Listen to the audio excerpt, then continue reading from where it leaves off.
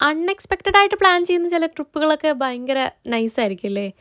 കാരണം നമ്മളിങ്ങനെ വെയിറ്റ് ചെയ്ത് നിൽക്കുന്നതിനേക്കാളും പെട്ടെന്നൊരു മൊമെന്റിൽ ദേ നമ്മൾ പോവാന്നറിയുമ്പം അതൊരു സ്പെഷ്യൽ ഫീലിംഗ് തന്നെയാ ട്ടോ. അങ്ങനെയാ ട്ടോ ഇന്നും പോകുന്നേ. ചേട്ടനും ചേച്ചിയും ലാസ്റ്റ് ഡേ വീട്ടിൽ വന്നിട്ടുണ്ടായിരുന്നു. അവരുമായിട്ട് സ്പെൻഡ് ചെയ്ത സമയത്ത് എനിക്ക് കൂടെ പോരുന്നോന്ന് ചോദിച്ചു. പക്ഷെ അന്ന് പോകാനുള്ളൊരു സെറ്റ് ആയിട്ടുണ്ടായിരുന്നില്ല. അതുകൊണ്ട് തന്നെ നെക്സ്റ്റ് ഡേ വരാമെന്ന് പറഞ്ഞു. അങ്ങനെ അവരുടെ കൂടെ നമ്മൾ റൂഫ് ടോപ്പ് ഗാർഡൻ കാണാൻ വേണ്ടിയിട്ടാണ് പോയത് കേട്ടോ. നമുക്ക് സത്യം പറഞ്ഞാൽ ഒരുപാട് ദൂരമൊന്നും ഇല്ലെങ്കിൽ പോലും നമുക്കിത് കാണാൻ വേണ്ടിയിട്ട് യോഗം ഉണ്ടായത്. ചേട്ടനും ചേച്ചിയും അങ്ങ് മാഞ്ചസ്റ്ററിൽ നിന്ന് വരേണ്ടി വന്നു. അങ്ങനെയാണ് ചില ദിവസങ്ങൾ നമുക്ക് നമ്മൾ എന്തൊക്കെ പ്ലാൻ ചെയ്താലും ആ ഒരു പ്ലാനൊക്കെ മാറി ദൈവത്തിനൊരു പ്ലാൻ ഉണ്ടെന്ന് പറയുമല്ലോ. അങ്ങനെ ഇത് കാണണം എന്നൊക്കെ എനിക്കും ആഗ്രഹം ഉണ്ടായിരുന്നു. പക്ഷെ പോകാനൊരു ഇനിഷ്യേറ്റീവ് എടുക്കാനായിട്ട് നമുക്ക് 2 പേർക്കും മടിയായിരുന്നു.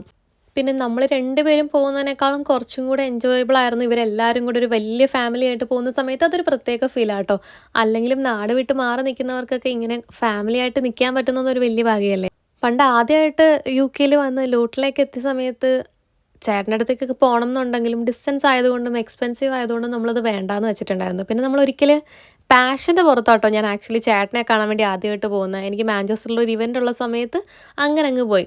പിന്നെ അതങ്ങ് നമുക്ക് ഇഷ്ടപ്പെട്ടു. നമ്മൾ ഇടയ്ക്കിടയ്ക്കൊക്കെ പോകാറുണ്ട്. അങ്ങനെ കഥ പറഞ്ഞിരിക്കുന്ന സമയത്ത് വിശപ്പായി.